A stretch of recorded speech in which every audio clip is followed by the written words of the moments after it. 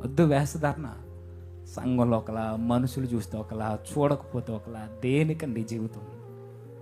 చచ్చిపోతాం కదా, వదిలే. దేవుని దగ్గరికి వెళ్ళు. నిజమే తండ్రి, ఒకరోజు నలుగురు మధ్య ఉన్నప్పుడు ఒకలానే మాట్లాడేవాడిని, ఈరోజు ఒక్కొక్కడితో ఒక్కోలా మాట్లాడుతున్నాను. ఒకరోజు 400 మధ్య ఒకే తీరు కలిగి ఉండేవాడిని, రోజు 4 గోడల మధ్యకి వెళ్తే నా ఆలోచనలు మారిపోతున్నాయి. వేస్తారని ఒకరోజు అందరినీ ఒకేలా ప్రేమించేవాడిని, ఒకేలా మాట్లాడేవాడిని. ఈరోజు నాలో ప్రేమ సన్నగిలిపోయింది. వేస్తదారిని ఉసిగేసుకుని బ్రతుకుతున్నా. ఎవరిని మెప్పించొద్దండి. మనకు జీవాన్ని ఇచ్చింది మన ప్రభు. దేవుడు మెచ్చుకోవాలి మన జీవితాన్ని. దేవుడు ఆనందపడాలి మన ప్రసంగాలు చూసి.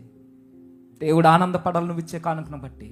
దేవుడు ఆనందపడాలి నువ్వు పాడే పాటను బట్టి. దేవుడు ఆనందపడాలి నువ్వు చేసే ప్రార్థన బట్టి. దేవుడు ఆనందపడాలి నువ్వు చేసే పనిని బట్టి. ఎవరిని మెప్పిస్తావు? ఈ వేషధారణ నీలో కొనసాగితే చచ్చిపోయావు. ప్రభు దగ్గరికి రా. ఎంత వేషధారమైనా, ఎంత ముసుగేసుకుని బ్రతికేస్తున్నా, లోపల ఒకళ్ళుండి బయట ఒకలా బ్రతికితే ప్రభు దగ్గరకు చెప్పుకో.